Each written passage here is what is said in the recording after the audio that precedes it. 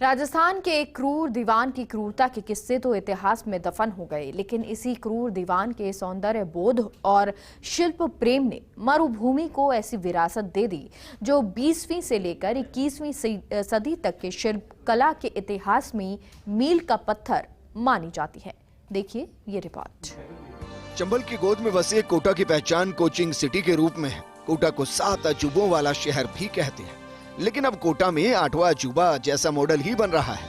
ये मॉडल किशोर सागर तालाब और छत्रविलास उद्यान के बीच बन रहा है। जैसलमेर की सालिम सिंह की हवेली का शुद्ध जैसलमेर स्टोन से कोटा संस्करण बन रहा है। हालांकि इतिहास में जैसलमेर की सालिम सिंह की पहचान एक क्रूर दीवान के रूप में है, लेकिन इसी क्रूर दीवान का शिल्प प्रेम 5 मंजिला अद्भुत हवेली में झलकता है, जो वर्षों बाद भी पर्यटकों का आकर्षण का केंद्र है। जैसलमेर में जो प्रसिद्ध हवेलियां हैं उनमें सालिम सिंह की हवेली बहुत प्रसिद्ध है और इसकी खास बात यह है कि यहाँ बहुत कीमती पत्थर लगाए गए हैं और इसकी नक्काशी बहुत सुंदर है। जैसलमेर में रेलवे स्टेशन के पास ही दीवान सालिम सिंह की हवेली है और ये हवेली की खासियत ये है कि इसमें विदेशी पत्थर भी लगाए गए हैं, जैसे कि कीमती रत्न वगैरह भी जड़े हुए हैं, जैसे कि ईरान से या बेल्जियम से जो कीमती पत्थर हैं वो लगाकर इसमें लगाए गए हैं।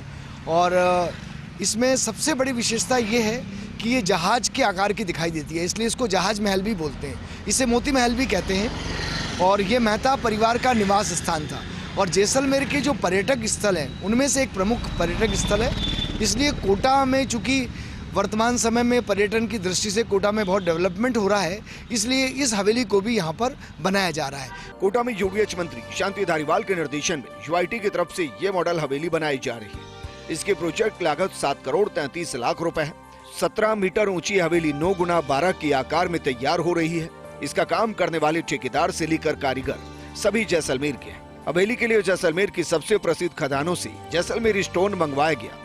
यहाँ हुबहू 5 मंजिला सालिम सिंह हवेली का मॉडल बनेगा। इसमें पीले पत्थरों की खूबसूरत और बारीक नक्काशी भी हुबहू होगी। आपको बता दें कि सालिम सिंह की हवेली सन 1815 में जैसलमेर में बनाई गई थी। इसमें जैसलमेर स्टोन सहित कई हिस्सों के स्टोन मंगवाकर लगाए गए थे।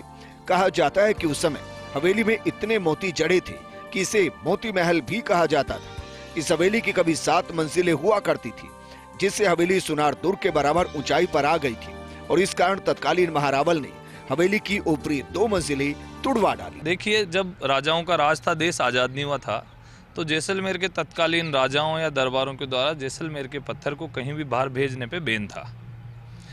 अभी जब देश आज़ाद हुआ उसके बाद से बैन खुल गया, तो जैसलमेर स्टोन सभी जगह एक्सपोर्ट भी होता है। कोटा में भी जैसलमेर स्टोन का ये जो स्थापत्य कला का एक नायाब उदाहरण अगर कोटा में इस तरह की हवेली सालिम सिंह जी की बन रही है, तो ये कोटा के लिए तो मैं समझता हूँ अच्छी बात है। कोटा के लोग इसे देखेंगे, पर्यटक बाहर से पूरे देश से कोटा में लोग आते हैं। कोटा एजुकेशन का हब है, पूरे देश से लोग यहाँ पे वैसे भी पर्यटन को लेकर के कोटा में, और स्टेट गवर्नमेंट और कोटा के जो स्थानीय जनप्रतिनिधि हैं, चाहे बीजेपी के हों चाहे कांग्रेस के हों, वो बहुत प्रयासरत हैं। तो इससे कोटा के पर्यटन को आगे जाके पंख लगेंगे। अपनी क्रूरता के लिए मशहूर दीवान का शिल्प प्रेम आज भी जैसलमेर में खड़ा है। अब इसकी तर्ज पर जैसलमेरी स्टोन से मॉडल तैयार हो रहे हैं। वहीं अब देखना होगा कि कोटा को टूरिस्ट सिटी बनाने के प्रयासों में हवेली का मॉडल कितना कारगर साबित होगा। भवर चारण, फर्स्ट इंडिया न्यूज, कोटा।